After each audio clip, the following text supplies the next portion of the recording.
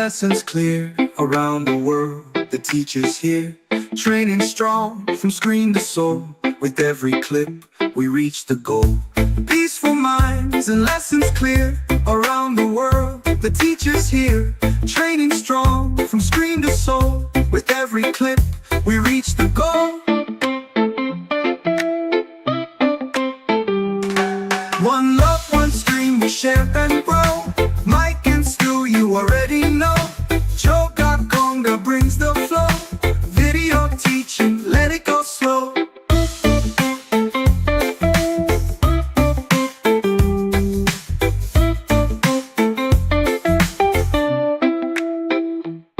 One love, one stream, we share and grow. Mike and Stu, you already know. Jo Gakonga brings the flow. Video teaching, let it go slow.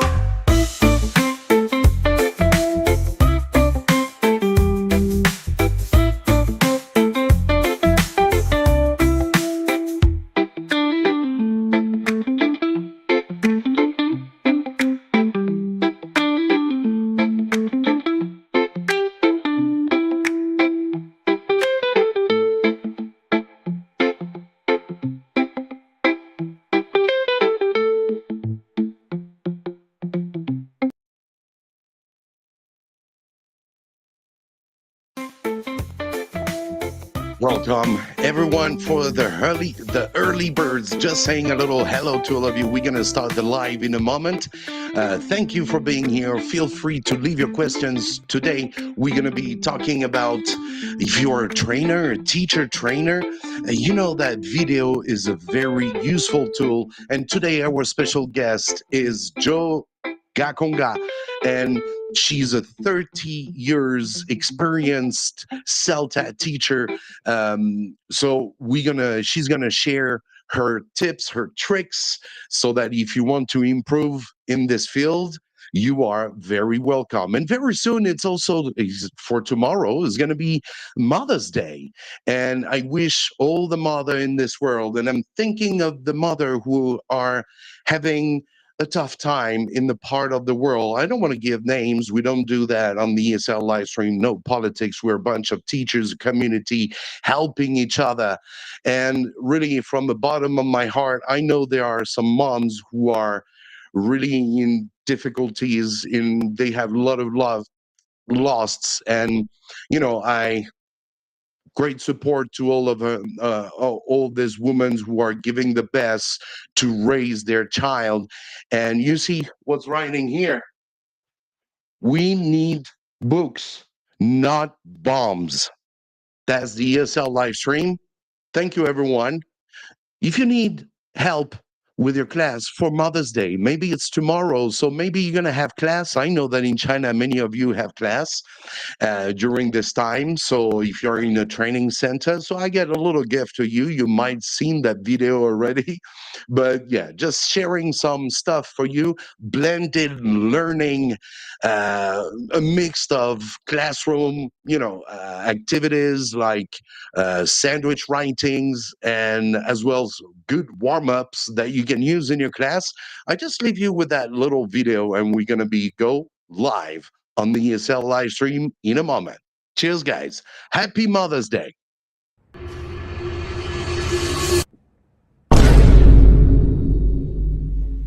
Mike, is your Mother's Day activity ready?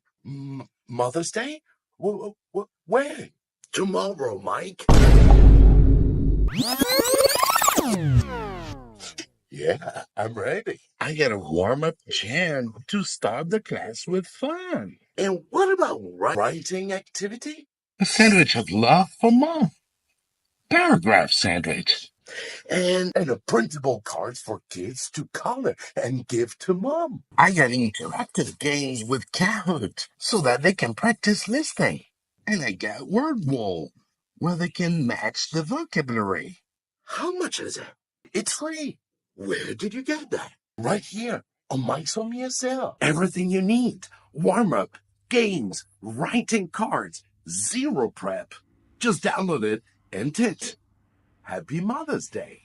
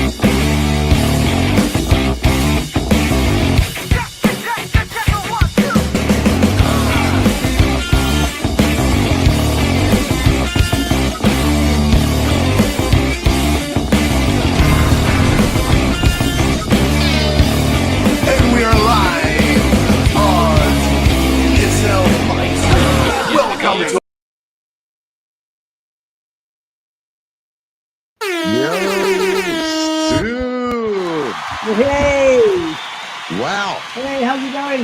Look at that. You're feeling good, huh? Ha! Someone is coming. Yeah. I just need a cocktail. Waiter, cocktail. Nice. I feel that, we are on the same spirit, right? That's the same spirit. Bitching, not teaching. Yeah, that's it.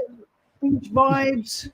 It's a beautiful blue sky day here in England. The sun is shining. The live stream is on. We're live. Yeah, And I'm ready to rock and roll. that's great. Thank you, everyone, for coming in the live. How you been going, Mike?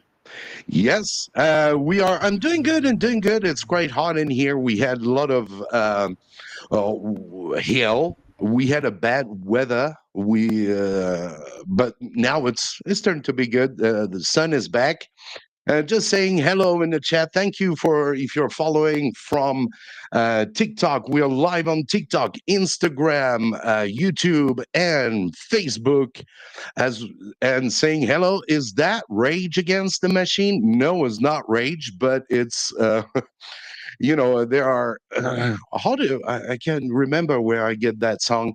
I think it's on Envato where people you get some how do you call that? Not influencers. Well, doesn't matter. They're doing music, and that was a kind of a copy. That it sounds a little bit like the same as Rage. It's quite awesome. It put yeah. Teachers Against the Machine. Legends. Cool. All right, thank you. Today we're going to be talking about video in training, in ESL training, right, Stu?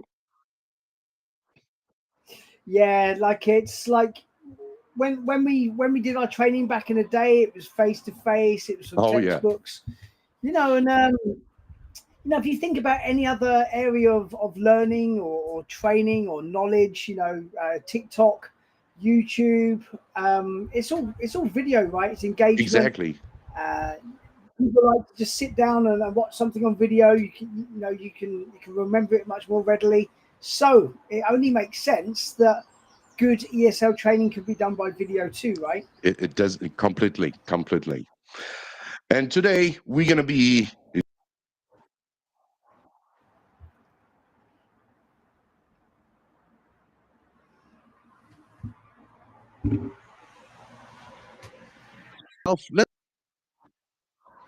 Absolutely, yeah. Let's get cracking. Here we goes. And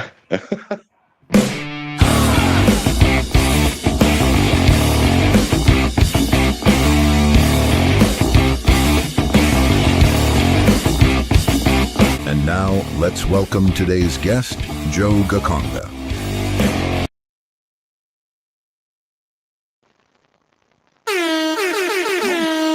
Hey. The little horn. Very welcome. Thank you, Jo, for being here in the live. That's awesome. Thank you for your time. You're welcome. You're very welcome. How are you doing, Jo? Nice to feel so very welcome. Yes. Of course. Thank you very much. That's a great pleasure to have you with us, sharing your experience. When I contacted you, you say, yeah, no problem, Mike. Let's go do this. Very nice. Thank you so much again, Jo. That's awesome. It's great to be here with you. It's I'm very impressed with all the intro. It's very upbeat. It's great. Yeah, It changes a little bit. Yeah, so I'm originally from Birmingham, which the accent's pretty much gone now, but I can put it back if you want me to. And but I'm based now in Sydney, so lovely Sydney. So it's evening for me. It's 7 o'clock in the evening, and but I live by the beach in Sydney, which is so we're all on the beach vibe. You swap Brum for yeah, Sydney. Harder. That's a hard choice to make. Great. Can you, Jo, quickly introduce a little bit yourself without saying too much, because we got questions coming in asking you about your experience in this field. But so, yeah, just feel free to introduce yourself like very quickly so everybody knows what you're doing, who you are. Thank you. So I'm Jo Gakonga, and I have a website at ELT-Training, and I've been doing that for about 13 years. Before that, I was an English teacher, travelled around the world a lot and worked in different places. Became CELTA trainer, wrote a course book, and then ended up, as I say, here. I worked as an MA tutor at Warwick, and then came here to Australia about 4 years ago. I went completely freelance at that point, so I've just been doing my website since then. And so I'm really excited about video. I like helping other people to make video, to learn to make video. I just feel it's a real skill that teachers can and should develop, because the possibilities are so endless, I think. It must have been well. I'll jump ahead just for the moment, but it must have been a real help for you to do all of like your CELTA training and writing your book and being a lecturer at Warwick, in order to kind of build the platform for you to do your videos, right? Yes and no. I think that it's a long process, isn't it? So in terms of building skills, I suppose, and knowledge and something to share, then yes, all of that stuff kind of comes out of it. But I think building a following and building a platform is a bit of a different skill, and a lot of it is just about perseverance. As you probably know yourself, I'm sure you guys have. How long have you been doing this? Oh, well, Mike started the channel. Mike, when did you start? When did you start the live stream channel? Oh, I think this is the 100. We are close to 130 live streams. Wow. And that's every week? So, yeah. Yes, about this time, it was before it was on Sunday, but we're teachers. Sometimes the time doesn't fit for all with families and stuff. It's difficult on weekends. So it's usually on Saturday, 5, 6 p.m. Beijing time. And before it was on Sunday, 9 p.m. Beijing time. But the live will be, the replay of the live will be on Sunday, 9 p.m. Beijing time, for people who are always used to watch it pretty much on that time. Mm-hmm. Yeah. So as you say, it's consistent. Thank you. Very welcome. Yeah, you keep doing something long enough, then hopefully people notice. Yes, it's. So Jo, what? Yes, too. Let's go. Sorry, there's always a bit of a lag between. There's always a bit of a lag between China and the UK. For about 5 seconds, it can be a bit awkward sometimes. But yeah, Jo. So, what you run ELT-Training.com? What kind of inspired you to start things off? Well, I did an MA.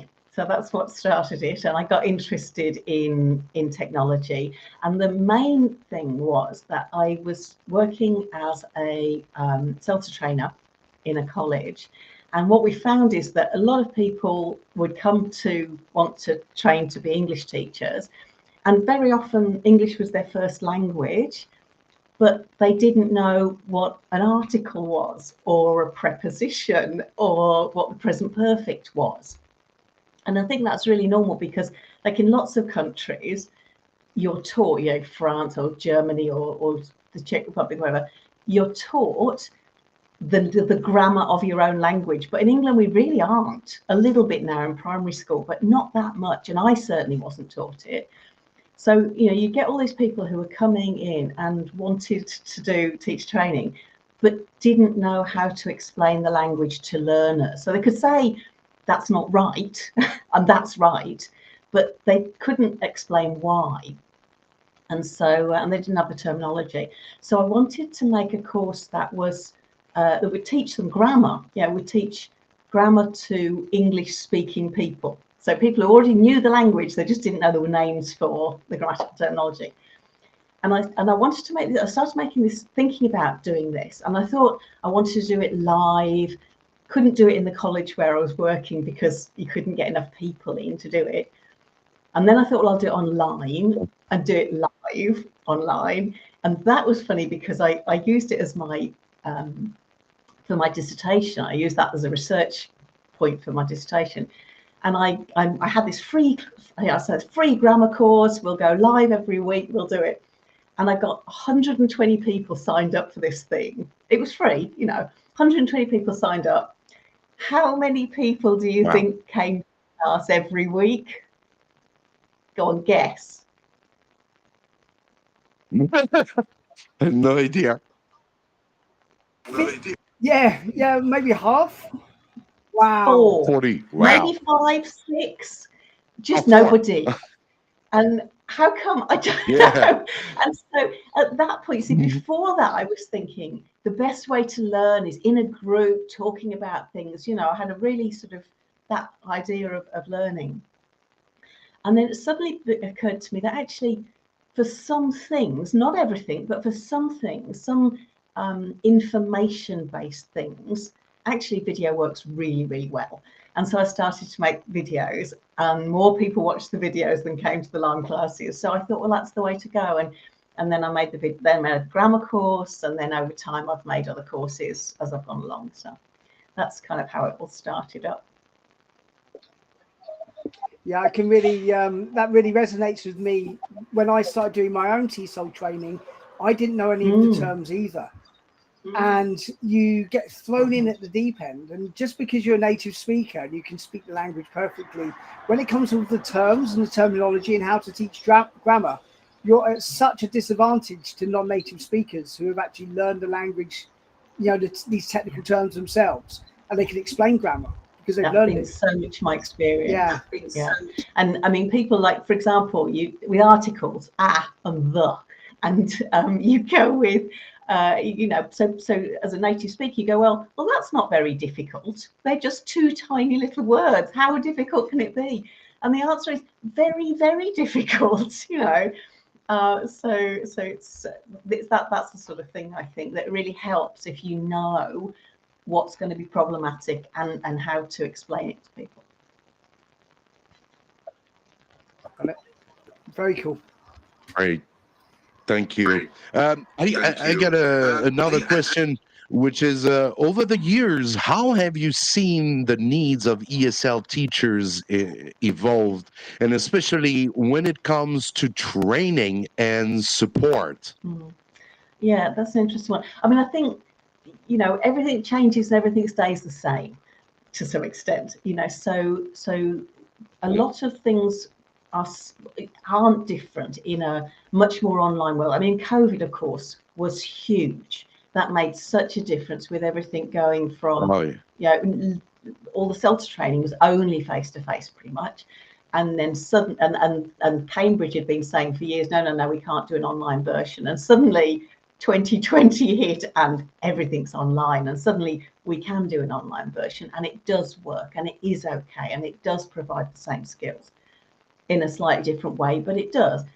And I think again now with AI, there's such change happening, and so so we have to think about how to accommodate that change. What's useful for teachers, because AI is hugely useful for teachers, I think.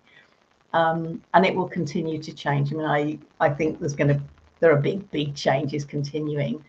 So I think those are the 2 big ones recently. Was COVID, so everything going more online, and now AI.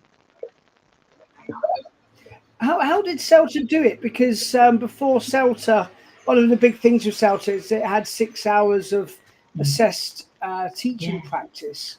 How did they get around that? They still do it. They just do it online. So I think that was the initial issue. That's for so long it was, no, we can't do it online because of the teaching practice.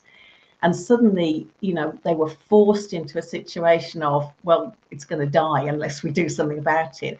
And yes, we can teach online, and we can have classes online with real learners, just the same, in exactly the same format, just online, not face to face. And I think a lot of trainers at the beginning were very skeptical about whether, the same kind of skills could be developed. But very soon, I think people realize, well, yes, they can. And it is a different environment. And there are some things that are a little bit different, but you're still having to give clear instructions and set up tasks and explain language and give practice. And, these things aren't different. Yeah, very, very cool. Mike? Still here? Oh, yeah, sorry. I think we might have skipped a bit. So, like, what kind of difficulties have you had?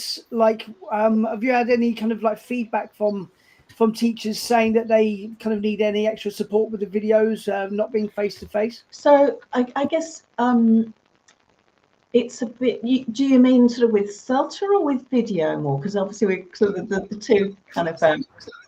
I guess with your videos at ELT-Training, yeah.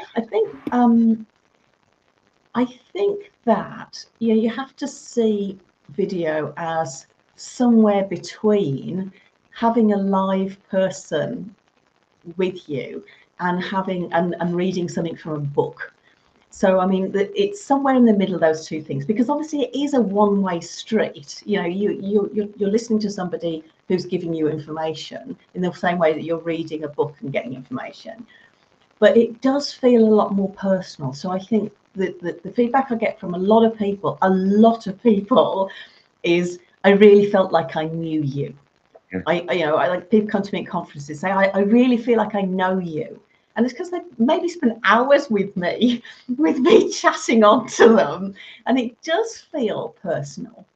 But obviously, you've got that issue of you can't ask questions. But I suppose the way I get around that is that I say, you can ask questions at any time, email me, message me, if you've got questions. And people sometimes do, but more often than not, they don't. So I'm kind of assuming that mostly people, find their way through it. And I think one of the great things about video, one of the real advantages of it, is that you can go back and listen again without being embarrassed. So if you're with a face-to-face teacher, and this happens, I think, a lot, particularly with the grammar terminology stuff, because often it's really new to people and they really don't get it easily. And if you're with a tutor and you go, can you just tell me again why the present perfect's so difficult? And you go, yeah, okay, let's go through this again. And they don't want to say, oh, can you tell me again? But if it's on video, you can just rewind and play it through again. Stop and start, make some notes, go and look at other books or other resources. No, that's true. And you don't have to be embarrassed about, oh God, it's me who's the stupid one. And I can't ask that question again. I'm not sure if that answered the question. Yeah, that's pretty much answering the question that we have here. Yeah. That's exactly. Here the question was, why do you believe video is such a powerful tool for teacher development? First, I guess, like you said, you can rewind, you can go back in the past. Then for things you didn't understand, you can review it. And so that's what it makes it more effective than traditional method, right? Any other examples? Like, sure. I think that as well, it's a bit tricky to say more effective, isn't it? Because it depends a lot on the context, and it depends on what you're teaching. So I think that, like, some things it works really well for. So knowledge-based stuff like the present perfect and why it's hard, that works really well because it's just knowledge, it's stuff. You can learn it and then you know it. Whereas there's other things like, how can I improve my teaching, for example, where you kind of need to reflect personally on what you're doing, and that's really helpful if you've got somebody to work with, I think. And that probably doesn't work so well on video because it's not knowledge, it's more about skill. Or like giving instructions, let's say. So you can get some tips on giving instructions from video-based stuff. You can give people tips on what makes good instructions, what makes bad, doesn't help so much. But it's not just knowing that doesn't mean you can do it. You are going to have to do it and get somebody's feedback and try again or reflect on your own feedback, your own instructions, whatever. So I think that skills-based stuff doesn't work so well on video, but knowledge-based stuff really does. Yeah, I can completely see that. Like you could have a video explaining about, you know, present perfect continuous, or, you know, use of the passive or whatever. But yeah, when it comes to like self-reflection, there's only so much a video can do without, as you say, that self-reflection. You know, keeping a diary about what you're doing, going back, thinking about your lessons and how they went, right? Mm-hmm. Yeah. What are some of the other challenges that trainee teachers face today, do you think? Well, I guess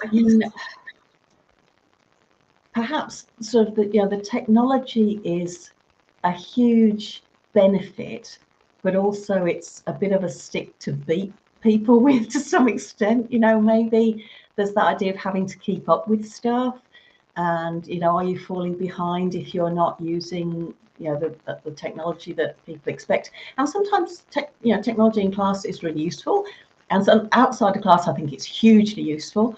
But sometimes it isn't. Also, you know, I think back to basics can sometimes be just as effective. So that's one of the things that I think is kind of an extra pressure on teachers these days, is keeping up to date with that sort of thing. I think it can be quite a sorry, can you hear me okay? Mm-hmm. Yeah.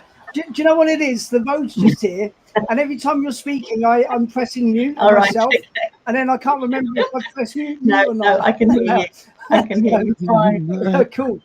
I have to remember if it's off or off. Yeah, awesome. Yeah, I think that can be quite give anxiety, right, to a lot of teachers. You know, we hear that AI is so useful, whatever, but some people are really quite kind of intimidated by what to do, how to use it, where to start. I think that's true. And I say, I think there's sometimes as well, it's just kind of overload, isn't it? There's so much out there. And so much of it is really helpful. I mean, there's an enormous amount, a wealth of resources and, you know, YouTube videos about all sorts of things, which are really helpful. But there's so much, and also it's kind of there's an awful lot out there that isn't so good as well, perhaps not so helpful or not so well done or whatever. And so, kind of sorting the wheat from the chaff can be quite a challenge, I think, for people. Quite problematic as well. We've actually done quite a few live streams over the last year about AI and encouraging people just to start off with baby steps. You don't have to go big straight away. You know, you can just use like little bits and pieces and kind of self-train and develop your own confidence. Yeah. And I think there are all sorts of challenges as well with online teaching, because that's something that, you know, perhaps wasn't. I mean, in lots of ways, it's a fantastically wonderful thing, because it opens up the possibilities for teachers, for example, to have their own businesses much more easily than they could have done before. Teaching online, I mean, if you had to teach face to face in your hometown or whatever, you've got to hire a room, or you've got to, you know, that's money, that's a lot of expense to start off with, and you've got to find learners, and they've got to be local, and you know, there's a lot of restrictions there. Whereas if you want to start a business teaching online, the world is literally your oyster. So I think that's been a huge affordance for people. It's a huge opportunity, but also, again, it's sort of it's where do you start? How do you build a following? How do you get yourself out there on social media? How do you make sure that people notice you, and, you know, that you're not lost in the mass of people offering language classes, for example? I think it can be quite intimidating for teachers setting out as in the online space, because there's just so many people offering their services, different prices, you know, like it's a bit of a minefield, but it's an important one to navigate. I think. I just think there's a huge opportunity there that didn't exist before. And you know, yeah, exactly, absolutely.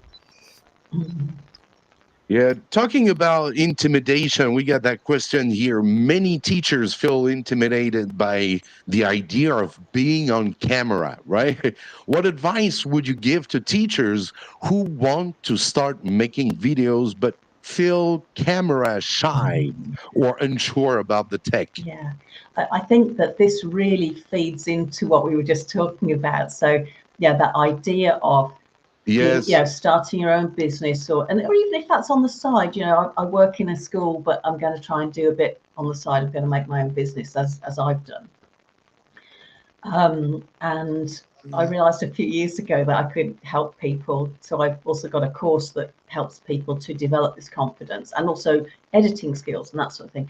But it's interesting that what I've noticed over the last 3 years that I've run this video creation for educators course is that I started off thinking that the problem that people would have, the kind of the stopping, the stumbling block, would be tech. You know, I can't edit, I don't know how to film, I'm, you know, nervous about that sort of thing. And actually, although that is one of the problems, the biggest problem is just I'm nervous about being here on camera. I don't like what I look like. I feel shy. I feel embarrassed. I don't feel I've got the authority to say what I want to say. You know, who am I to put my head above the parapet? You know. So I think I think that's a major one, Joe. Actually, you know, like you've really touched on something I haven't really thought about before, because you know I hate my voice. It's kind of husky. It's like kind of husky, and you know, I just don't like my voice very much. I can't do anything about it. But there's something you touched on I hadn't thought about. It's like the who am I thing. You know, I don't feel I am qualified enough or experienced enough. I don't know as much as the next person. I shouldn't be making this video. And people should never feel like that, because we all bring like very rich experience to the table that people can learn. I think there's a couple of interesting things there. The one is that, you know, I don't like my voice. And I think that's a really, really common experience. People go, because actually the way that you hear your voice, because it's, you know, resonating around your skull, is different. It is different. What you think you sound like is different to what you actually sound like. And so I think once you start hearing yourself recorded, you do start to go, oh my God, do I really sound like that? But actually what you have to keep in mind is that everybody else in your life, except for you, hears that other one. They hear the one that's recorded. That's your real voice, not the one that you hear in your head.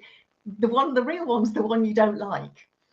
And everybody in your life, probably, or your family, or your friends, or your learners, have never said to you, God, I hate your voice. They've never said that because they don't think it. And, you know, so I think that's really worth bearing in mind. And a lot of this is just mindset, you know, it's getting over it. So that's the one thing. And then the other thing is that idea of, again, mindset, getting over it. What do I have to say? And you sort of, you know, every day you go into a classroom as a teacher and you don't feel like I haven't got anything to say to them. You know you've got something to say to them, and they like you and they respond to you, presumably. And in that position, in that small environment, you don't think you've got nothing to say. And you know there are hundreds of other teachers, thousands of other teachers out there, but you know that your learners like you. Well, that could be exactly the same in a bigger space. You know, other learners will like you. So I think that it's really an open market for people. And the other thing is that there's, you know, if you get the really big people like, I don't know, English with Lucy, or Mema, you know, have got millions of followers on YouTube and they run English classes and things. And I'm sure they're very, very successful. But you think, well, they've got so many followers that if I were a learner, I don't know, I'd want to go and learn with them, because I would know that they've got millions of followers and they'll never notice me. Whereas if I go to somebody who's just got a few followers and I like them and they seem to be kind of nice and I know they'll notice me, then I'm much more likely, I think, to go to that sort of person. So I think there's space for everybody in the market.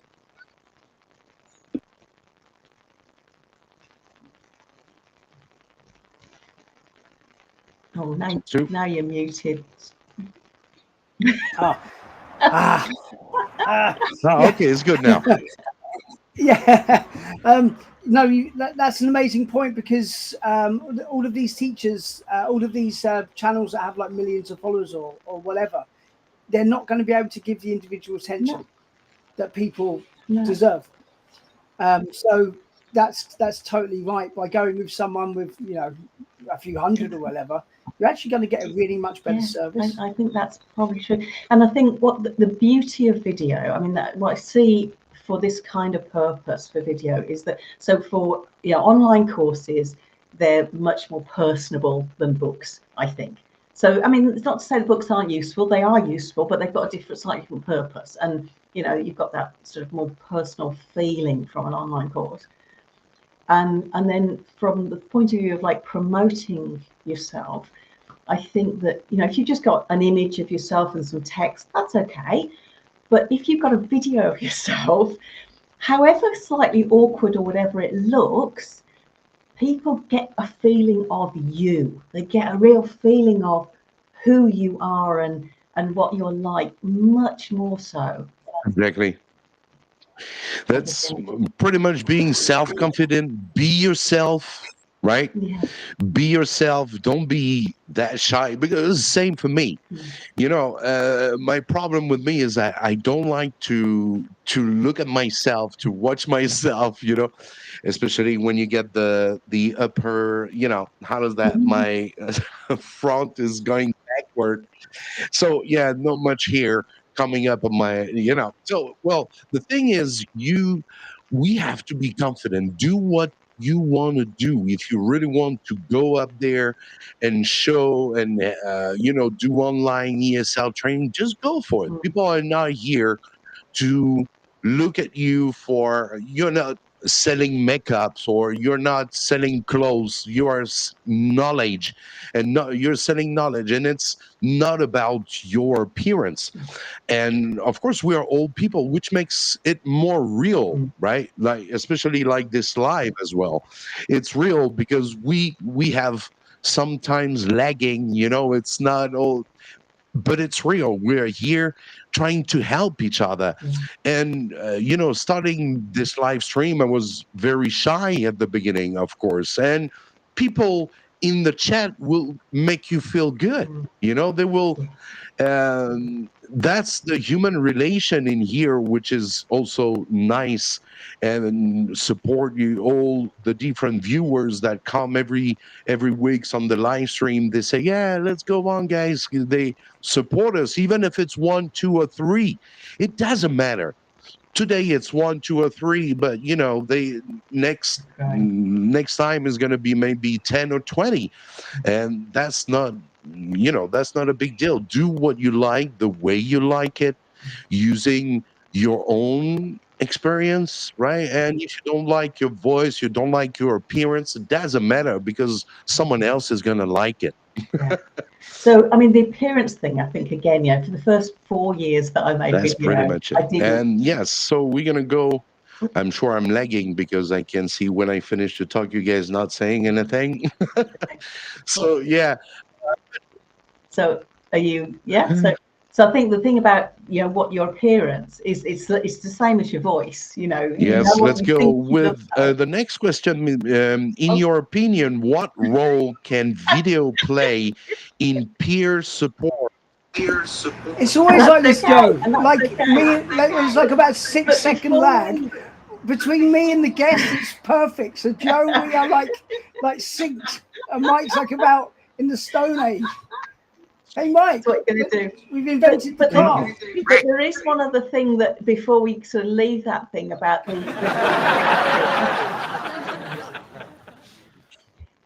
Before we leave that, the thing about the tech as well, not like the live stream. So with live, obviously, you know, you have all these things, don't you? I mean, things go wrong, and that's okay. It's absolutely fine because that's, you know, it's live. But the nice thing about video is that actually you have great control. You don't have to put anything out until you're happy with it. And you know, I don't think you have to be too perfectionist about it. Otherwise, you know, you just never put anything out. But you can, you know, so if you make a mistake like that, if you make a mistake and stumble, then you just stop and do it again, and then you edit it out in the you know, when you're editing the video, so you can really make yourself look the best version of yourself, the most eloquent, the most that's true, kind of smooth version of yourself that you can. You know what happens though, Joe? You get like about 5 minutes in and it's been really great, and then you mess something up. Do you want my top tip for this? Please, do you want my top tip for this? And it's a completely brilliant thing. Is the first rule is do not switch the camera off. Don't do it. Just keep going. So you got it. You know, you're talking along for 5 minutes, and then you just keep very still, as still as you can. Keep silent for a couple of seconds, because then you'll see it on the timeline, and then just start again from where you made a mistake and keep going. And then when you in the editing process, you can just cut that bit out, and you'll see where to cut it out because it'll be silent. So that's absolutely the key. It's such a great trick, and it will change your life. I promise it'll change your life. Yeah. Oh yeah, that's what I do all the time. Yeah. You know, when I record my videos, I record them completely, and you know, for better reaction, you have to, for people who are viewing, because now viewers are less and less patient. So when you are recording a video, there's one important thing. You know, when you talk, you always have these breathe, and then you get those silence, and then there's a tool I made the promotion of it is from Wondershare. It's called Demo Creator, and this is an awesome tool because it's gonna when you use that, when you are editing your video, it's gonna find the silence and erase them right away, because it's editing a video. Even if it's 1 minute, it can take you 3-4 hours easily, especially if the video I made for the promotion of for Mother's Day. It took me a long time to get everything all together, because you got to cut it. Because you got to be, you know, people are less and less patient in watching stuff. It's not our generation. We've been using chalk, and you know, now with the new tools, especially those. Today we're live vertically. This is a new stuff, new ways, because people are always on their phones, and you know, they are on the go, and they can watch a live on the go with the earbuds in the ear, and here we go. Well, it's convenient for sure, but people are less. I found they're less patient.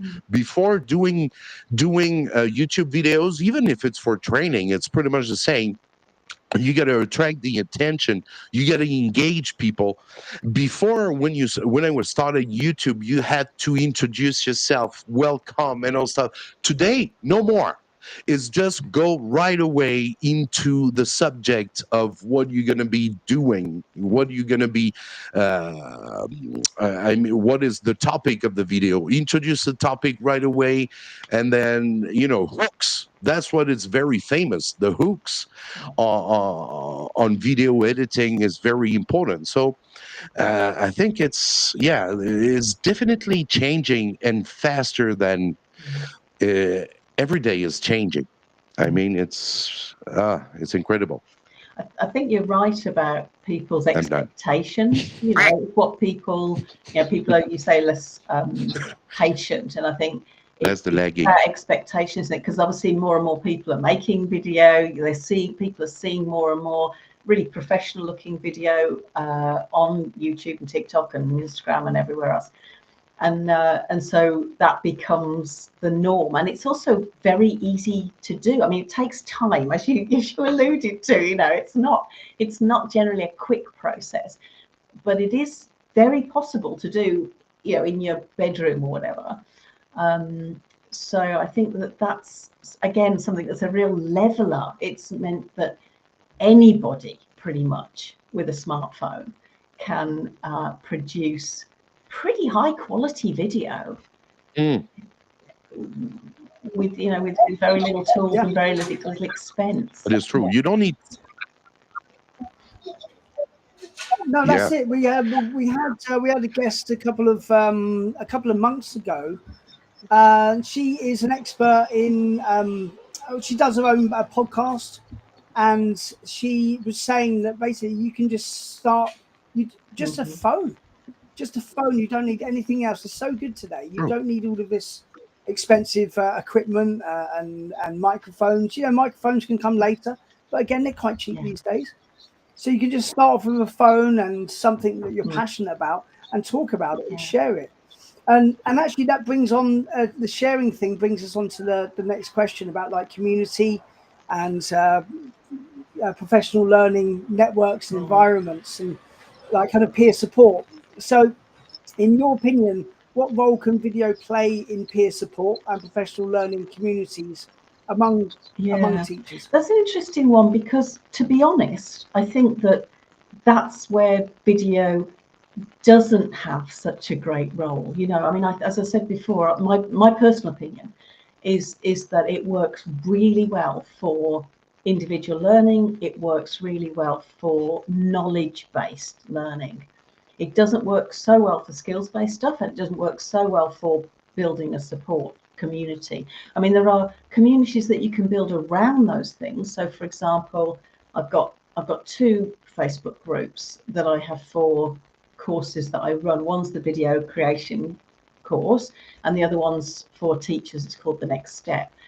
And within that, within both of those things, I suppose, there's input through video that people have on a regular basis, but then there's also a Facebook group where people can interact and see each other's, in the video case, see each other's videos that they make and comment on them and give feedback to each other and help each other.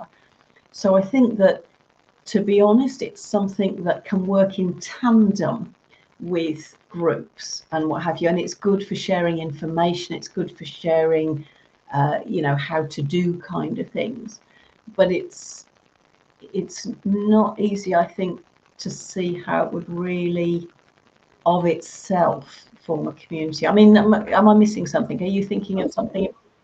No. It's like I'm just thinking about it. Let's say me and you were talking and we were like, networking. How would I use video with you? I'd be like, oh, maybe I'll send you a video, ask you to critique it, give me some feedback. But it's not realistic. You know, it would be more like a live chat, right? But working in tandem, like you say, that's really practical. There are some things. I mean, there's things like, I don't know if you've come across something called cooperative development. It's essentially a situation where you have the opportunity to talk to somebody without them giving you advice or saying, oh yes, I did it like that too. And if you and that works actually really well with email, and I think you could probably do the same thing with video. So for example, if you and I have a some sort of critical friend kind of relationship, and I have my classes, and after my class I just record for you a little video. That's quite easy for me. It's quite stress-free for me. I just record. I say, oh God, I had a horrible day today. The class went really badly because there was this and this and this, and I didn't know. And I keep talking, right, until I have talked it out for myself. So perhaps I then send you the video, 5 minutes of me talking, let's say, and then you can listen to that and maybe send me a little video back. So it doesn't have to be in real time, which that potentially, I suppose, has quite a lot of potential, because it means you've sort of added convenience to the thing. It's like, we don't have to go, oh, we'll meet up tomorrow on Tuesdays. Every Tuesday we'll meet up at 5 o'clock or whatever.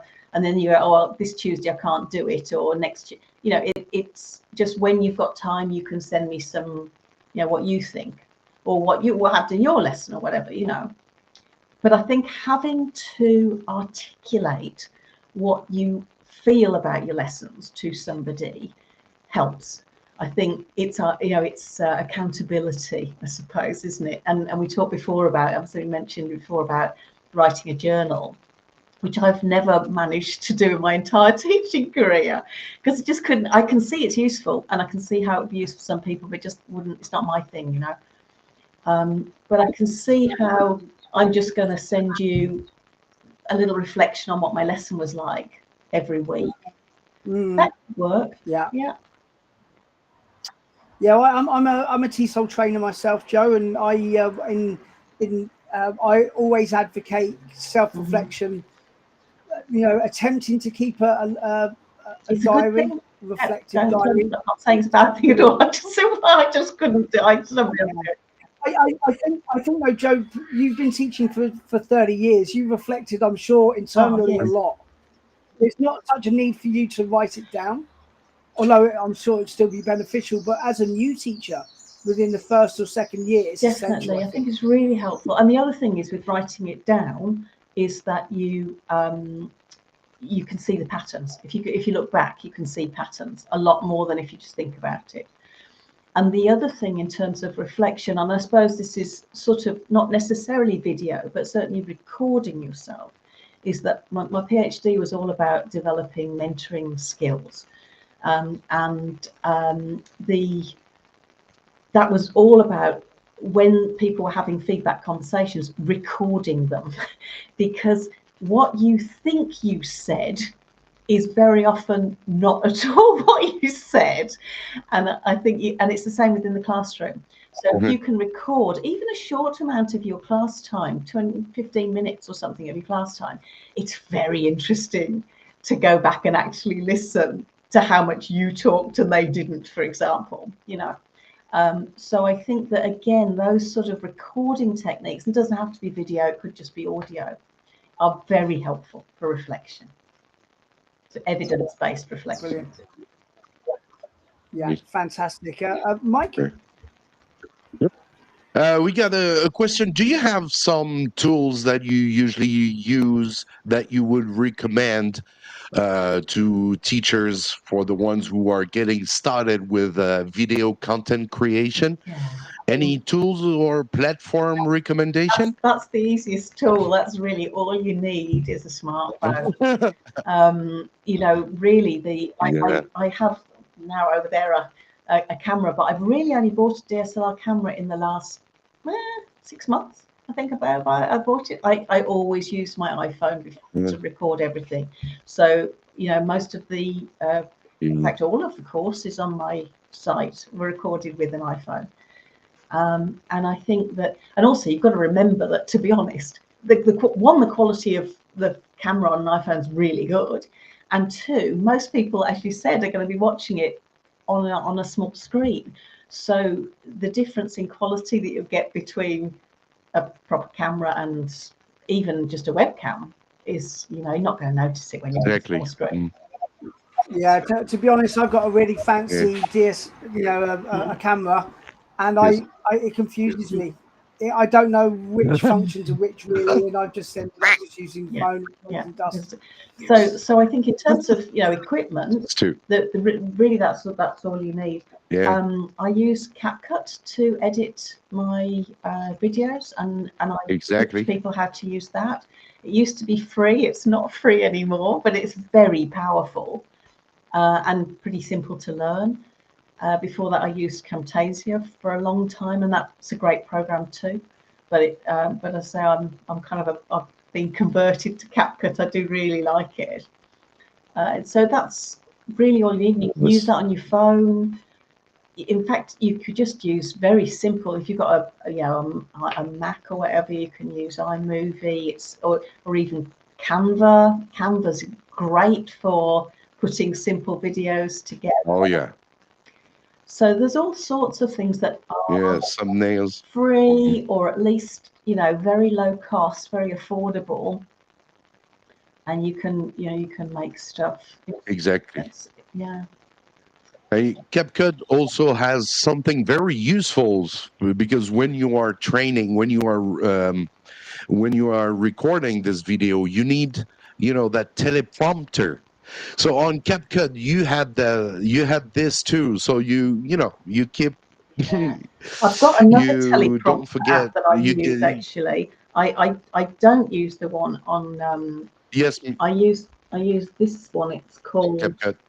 I think it's just called teleprompter for video, but it's really good. And what I really like about that, and I think the CapCut one doesn't do this, is it's got voice recognition scrolling. Does CapCut have that or not?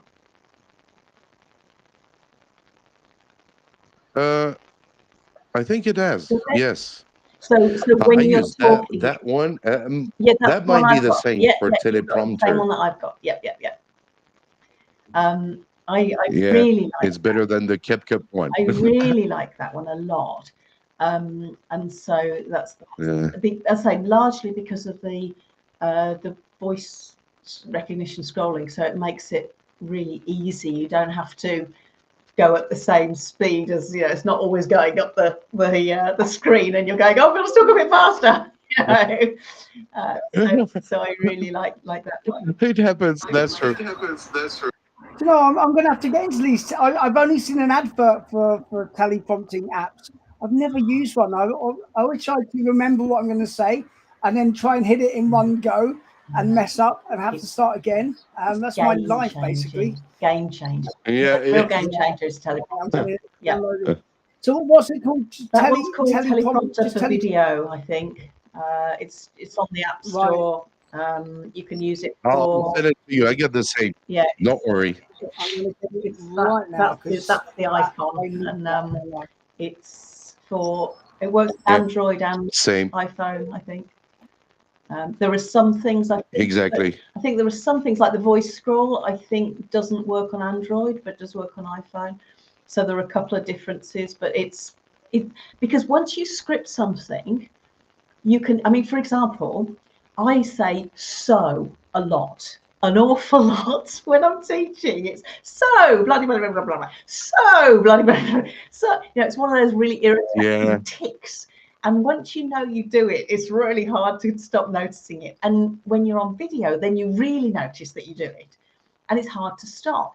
So if you've got if you've got if you can write the script, you can make yourself sound so much more flawed. The trick is there's two tricks. The one trick is writing a script that doesn't sound like a script and reading it so that it doesn't sound like you're reading it. Those are the tricks, really. Do you know, Joe, my one is I say perfection. I say a lot. Okay. So I'm gonna try it out. I've just downloaded it. So you just literally just type in or copy in what you want to say and just read it. But even better, get ChatGPT to tell you what to say.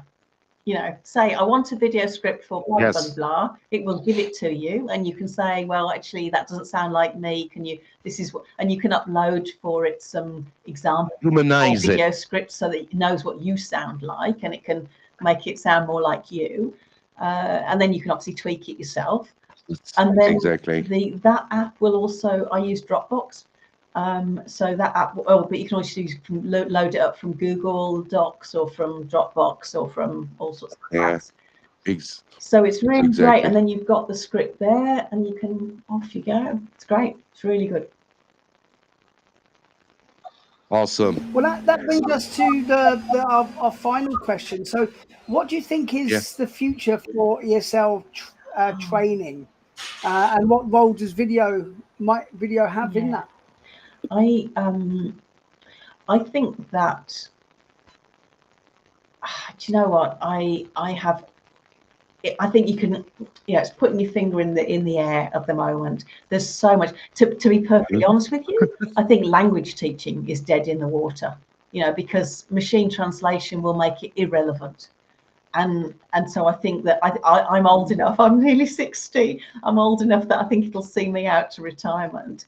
But I think I will live to see a day when language teaching is irrelevant.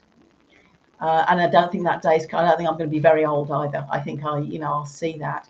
And so once that happens, then that opens up a whole new world of, some people will still want to learn language, of course, for purposes of whatever, they like it, or they're living in a country. I can see that sort of thing.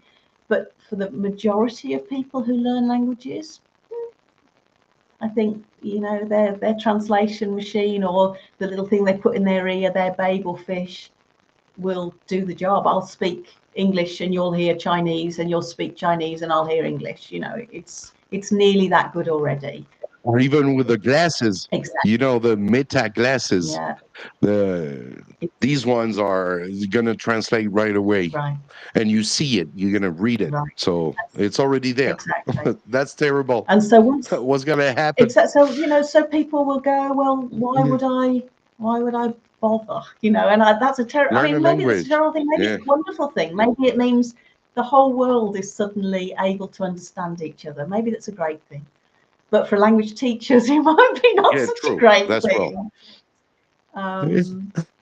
So I don't know, but I think it's so interesting. Sorry, language teaching will become irrelevant because machine translation will mean that we don't need to learn languages anymore. I think I'm sure that will be the case in the future.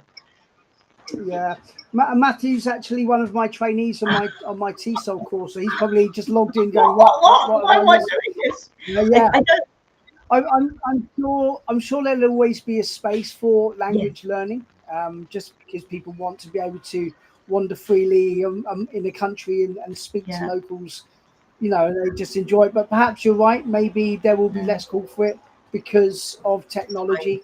And you can just, I can't see a situation in which that isn't going to be the case. And actually, the whole speaking to locals when I'm on a holiday, that one will definitely, I think, disappear. Because why would I spend years learning a language to a reasonable fluency and then get to go on holiday for a week? I wouldn't. If I'm living in the country, that's different. But, if I'm doing business with people, or I'm and anyone in school, already British kids don't often, most British kids, I've got 3 of my own, don't see languages as relevant. Oh, everybody speaks English, and actually it's true in a lot of cases, not all, obviously. And I've got a son who's living in Taiwan. He's doing a master's degree in Mandarin, so he's pretty fluent. And I've got another son who's pretty fluent in French, and he taught himself. But so it's not like it's nobody will want to learn languages, but I'm sure that the market will really shrink. I just can't see how it won't. Yeah, this is a really interesting point. Actually, we could actually have another hour talking about this. The future of language teaching, and actually you've painted a very stark, real picture. I think that I've not really considered that much, that maybe it is a dying and thing. Also just teaching and even video making. So for example, this is quite an interesting thing with the video making, because obviously you can very easily now just put up a script, put in a script, and you can get technology with an avatar to make what looks like quite a reasonable kind of video.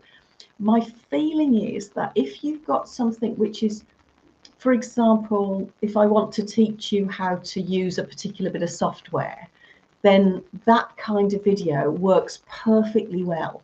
It's probably, it's quicker than me making it myself. It's probably, clearer. It's good. But if I want to sell something to you, or if I want to engage you in a way that you feel, a connection to me, then probably at the moment, maybe you know, maybe a person still has an advantage. But I made a video recently because my son showed me Google Notebook LM. Have you seen this? Oh, yeah. It's just incredible. Try I've been it out. using it for long. It's yeah, phenomenal. You can do your podcast with this. Yes. I'm using, you see, for example, all the YouTube, the lives we have. I use Notebook LM to, for people who've missed it, it's gonna create. You're gonna listen to two people talking, like if you feel that it's a podcast, and then it's great for people who miss the live and they don't want to spend an hour watching it. It's gonna it's gonna recap it for a good 10-20 minutes, and you have all the information, and it sounds so real. That's so incredible. Real. Oh, it's phenomenal. And you can talk to it. So, you know, you can stop it in the middle and say, oh, sorry, I didn't understand that. Could you just go back and tell me what you were talking about? Or what do you think about X? And it will. And it blew me away when I discovered it. And so I made a little video about it because I thought it was so amazing. So potentially you might have a language learner that has a particular language problem, has an AI teacher who the AI teacher will learn my particular problems and coach me on that, like a bespoke lessons, and I can stop and ask questions and they will respond naturally like a human. And you can already do that. I mean, you can talk to ChatGPT like that. I tried it because my French is rubbish. And I said, please, you know, give me a conversation in French. And the other thing is, I think so much is that, and this is what both of my sons have found using this sort of thing, technology, is as a conversation partner. You know, a partner who is always there, 24/7, never tired, never bored, never frustrated with you, and will just keep talking to you. Always kind. Always kind. Yeah. I mean, that's incredible. You don't can speak, bro. All right. Thank you very much. Thank you very much. Time goes really fast. That was awesome. I think we can stop the live if we're going to go further. But that was really awesome to have you with us, Jo. It was a real pleasure. Feel free to follow Jo on her. She's got this is your website, right? That's my website. I send out a newsletter every week. If you can sign up for that on the website too. And I've got a course on there, lots of free material on there for teachers and for trainees and for video makers. So yeah, check it out. And you can also find Jo on LinkedIn, right? Yep, I'm on LinkedIn, I'm on Facebook, I'm on Instagram, I'm all over the shop. Not really, I am on TikTok, but I don't really do anything on TikTok. I've kind of given up on that one for now. Yeah, me too. I'm trying to work it out. I'm trying to find a good space between people like doing silly stuff with cats. And yeah, it's never easy, huh? Hard to find a way in. Yeah. Thank you, Jo. Hope to see you soon in the live stream. That was a real pleasure for us too, and wish you as well a happy Mother's Day. I don't know if you get, but just guessing. All right. Yes, thank you so much. 3 boys. Yeah, I got that 3. Yeah. 4 for me. Yeah. Mike's got 4. Well. All right. Thank you, Jo. Really appreciate it. Bye. See you, Jo. Bye-bye. Cheers. That was a good one again. Really awesome. Jo is really someone really you really want to listen to her. She's got a lot of good ideas that we do share as well. I know what she's really talking about. That was a great live. What did you think? Yeah, it's and as you said, all you need is a phone and you can start making short videos. Of course. And just upload them, get them out there into space, because it's going to be great for your own development. It's going to be useful for lots of people out there that you don't know, you've never met, you probably never will meet, but you've connected with them through the content that you make. Exactly. And remember to be self-confident. Doesn't matter. We all make mistakes, right? We are people. We are not AI. So we make mistakes, which It is doesn't matter if you make mistakes. It doesn't matter. Yeah. It doesn't matter. Life's too short. It doesn't matter. Just get it up. It doesn't matter.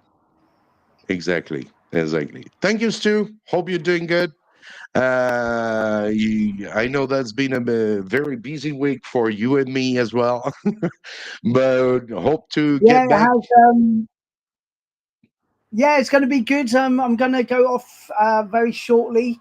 I live near an old historic town called Lewis, and they had this famous battle. Oh, nice. That lots of Game of Thrones series and storyline. A lot of it was based on this battle. And it's going to be a reenactment. So I'm going to watch a medieval battle with swords and shields and lances. So I'm going to leave now and go and enjoy that today. Thank you, Stu. Hope to see you. Yes, we're going to be here next week, hopefully. Feel free, everyone, to give some likes, help the channel, on YouTube, TikTok, Instagram. It's never easy for us to keep it going. So if you like the live, give some likes, share with your friends, and we'll see you next Saturday, 5 p.m. Beijing time, which is about 10 a.m. I guess in UK. Yeah, UK time. So like Mike says, the best thing you can do is just hit the thumbs up button, and it will help the algorithm, and will appear on more people's phones and stuff, and it will help us out. We appreciate it. Thank you, everyone. That was the ESL live stream. Signing out. Bye, Stu. See you, bro. See you later, Mike. See you later.